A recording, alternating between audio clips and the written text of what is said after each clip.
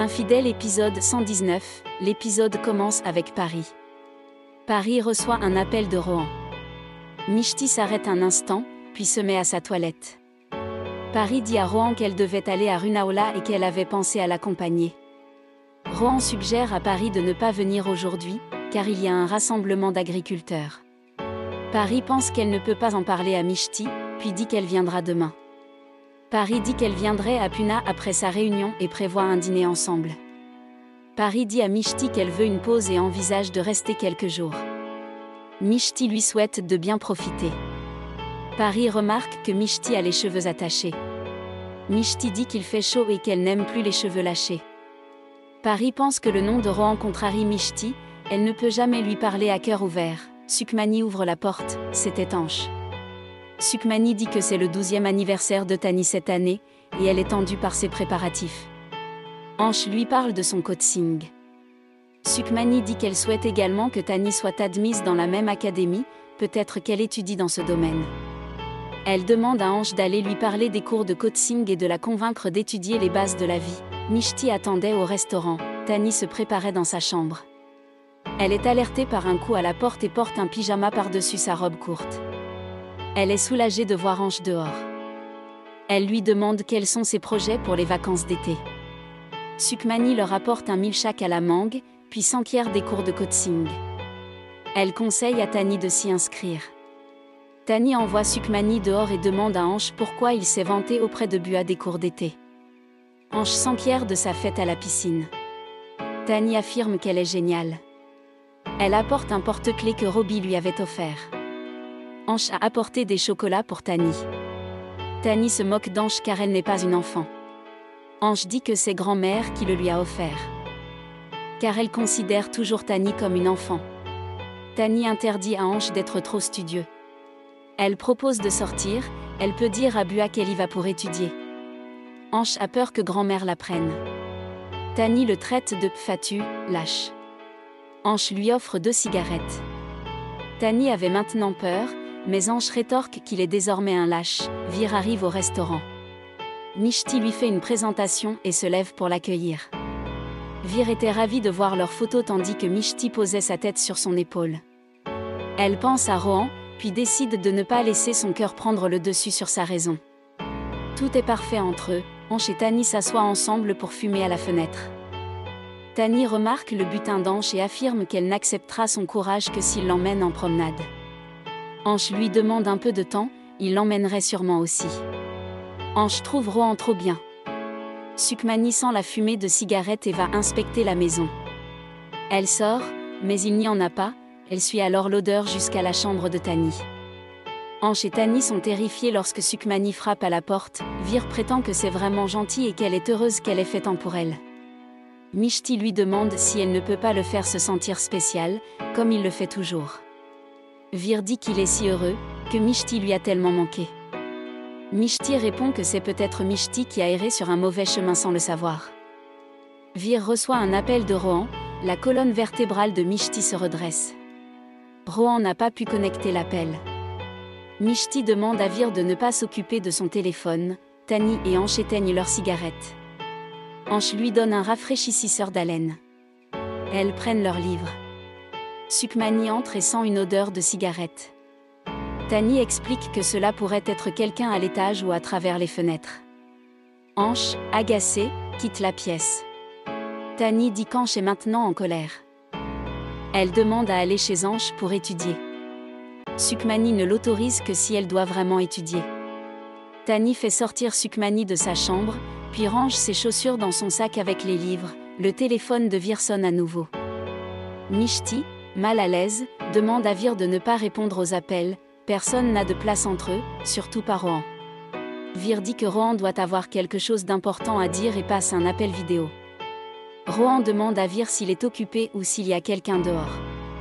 Rohan dit qu'il est venu à Puna et que sa tante a demandé des bijoux de Puna.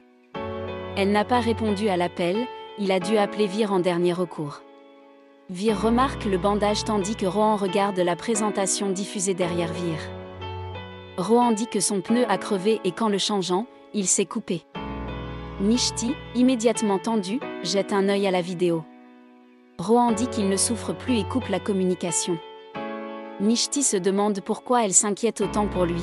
Vir remarque que Mishti est tendue. Il la remercie de l'avoir fait se sentir spéciale. Mishti est contrariée. Vir demande à commander à manger. Mishti part et n'écoute pas l'appel de Vir.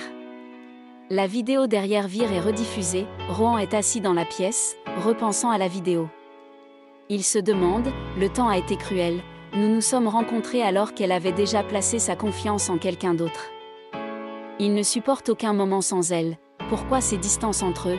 Il se sent agité même quand elle est là, et ne trouve pas la paix même quand elle est absente. Il aurait aimé qu'ils ne se soient jamais rencontrés. Rohan pleure en disant « Mishti, je t'aime », Vir reconduit Mishti chez elle. Tous deux restent silencieux. Là, Rohan crie « Mishti, je t'aime tellement ». Ici, Mishti se sent troublée, en sueur. Vir arrête la voiture chez Mishti, puis lui ouvre la portière. Mishti était sur le point de s'excuser, Vir propose de la déposer à l'étage. Mishti répond que c'est bon, qu'elle y ira toute seule. Elle s'avance. Vir l'arrête et lui rappelle leur étreinte d'adieu. Mishti sert Vir en retour, mais se retire bientôt, mal à l'aise. Vir la regarde entrer puis s'en va, il faisait nuit. Pari réveille Mishti, Vir est là et a quelque chose d'important à lui dire. Mishti se précipite dehors. Vir reste planté là, mais se retourne et s'éloigne sans dire un mot. Mishti continue de le suivre. Rohan arrive par derrière et arrête Mishti. Mishti s'arrête aussitôt, Vir aussi. Tous deux se tournent vers Rohan car ils voulaient lui dire quelque chose d'important. Rohan se demande pourquoi Mishti est toujours en couple avec Vir. Elle doit se tourner vers lui. Vir dit que Mishti a choisi une vie avec lui, ils étaient heureux ensemble. Mishti a promis d'être avec lui jusqu'à ce que la mort nous sépare. Rohan dit maintenant à Mishti de prendre une décision, elle doit avouer ce que ses yeux montrent. Elle doit décider aujourd'hui, Vir ou Rohan. Vir dit qu'il sait ce que les relations signifient pour Mishti. Elle lui restera fidèle. Rohan affirme que l'amour est ce qu'il y a dans le cœur. Mishti doit choisir entre ses sentiments ou son engagement envers Vir. Tous deux exigent une réponse de Mishti. Mishti se bouche les oreilles pour éviter les voix pressantes. Mishti se réveille de ce cauchemar. Pari lui souhaite le bonjour, tout excité. Mishti ne répond pas et court aux toilettes. Pari appelle Mishti dehors alors qu'elle s'apprête à partir, et elle ne la reverra pas avant 2 ou 3 jours.